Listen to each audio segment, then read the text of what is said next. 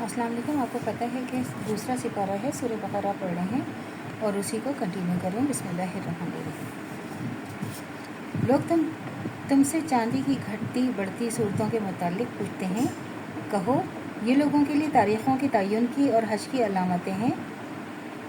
नेज़ इनसे कहो कि कोई नेकी का काम नहीं है कि तुम अपने घरों में पीछे की तरफ से दाखिल होते हो। नेकी तो असल में यह है कि आदमी अल्लाह की नाराज़गी से बचे, लिहाजा तुम अपने घरों में दरवाज़े से ही आया करो। अलबत्ता अल्लाह से डरते रहो, शायद कि तुम्हें फला नसीब हो। और तुम अल्लाह की राह में उन लोगों से लड़ो जो तुमसे लड़ते हैं, मगर ज़्यादती ना करो। अल्लाह ज़्यादती करने वालों को पसंद नहीं करता। तो ये है कि चाँद की अहम देख रहे, हम चाँद की तारीख से चलते हैं। चाँद जो है वो अल्लाह ताला ने ये कि इसका ये मफ़हूम है, हाकिमों को रिश्वत देकर नाजायज़ फ़ायदे उठाने की कोशिश ना करो। और दूसरा मफ़हूम ये है कि जब तुम खुद जानते हो कि माल दूसरे शख्स का है, तो महज इसलिए कि इसके पास अपनी मलकियत का कोई सबूत नहीं है, इस बिना पर किसी ईंच पींच से तुम इसको खा सकते हो। इसका मुकदमा अदालत में ना लेके जाओ।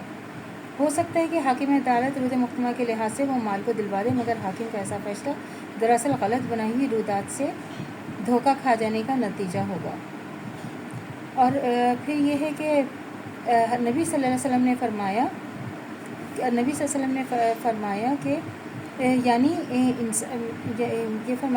यानी मैं बहरहाल एक इंसान ही तो हूँ। हो सकता है तुम एक मुकदमा मेरे पास लाओ और तुम में से कोई एक दूसरे की निस्बत ज़्यादा चर्ब ज़बान हो, इसके दलाइल सुनकर मैं इसके हक़ में फ़ैसला कर दूँ।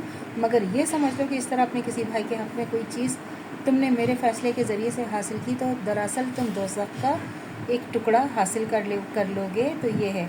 और चाँद का ये जो कह रहे हैं, चाँद का घटना बढ़ना एक ऐसा मंजर है जिसने हर ज़माने में इंसान की तवज्जो को अपनी तरफ खींचा है। और इसके मुतालिक तरह तरह के अहमात और रसूम दुनिया के कौमों में राइज रहे हैं कि अब तक राइज हैं। अहले अरब में भी इस किस्म के अवाम मौजूद थे। चाँद से अच्छे या बुरे शगुन लेना, बाज़ तारीख़ों को साथ और बाज़ को नहुसत समझना, किसी तारीख़ को सफ़र के लिए, किसी को इब्तिदा के लिए, किसी को शादी ब्याह के लिए मनहूस या मसऊद ख्याल करना और समझना कि चाँद के तुलू और ग़रूब और इसकी कमी पेशी, इसकी हरकत, इसके गहन का कोई असर इंसान की किस्मतों पर पड़ता है। तो ये सब बातें जो हैं वो दूसरी जाहिलाना कौम की तरह अहले अरब में भी पाई जाती थी।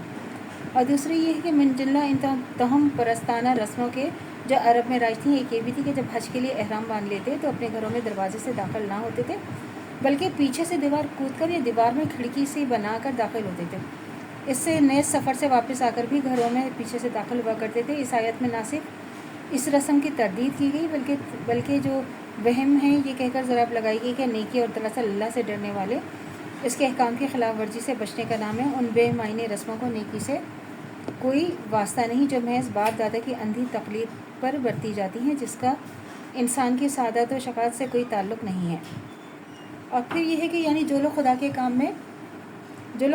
में तुम्हारा रास्ता रोकते हैं, इस बिना पर तुम्हारे दुश्मन उनके तुम खुदा की हिदायत के मुताबिक निज़ाम ज़िंदगी की इस्लाह करने चाहते हो। इस इस्लाही काम की मुज़ाहमत जब रोज़ जुल्म की ताकतें इस्तेमाल करें तो उनसे जंग करनी चाहिए। जो आपको अल्लाह की राह में जाते हुए अल्लाह के काम से रोकते हैं, उनसे जंग का हुक्म है। तो अल्लाह से दुआ करनी चाहिए जो हमारे ईमान मक़सद तक क़ाइम दायम है, ख़ात्मा बिल खैर ईमान पर हो। इजाज़त दीजिए। अल्लाह हाफ़िज़। मेरे चैनल को लाइक कीजिए, शेयर कीजिए, सब्सक्राइब कीजिए। शुक्रिया।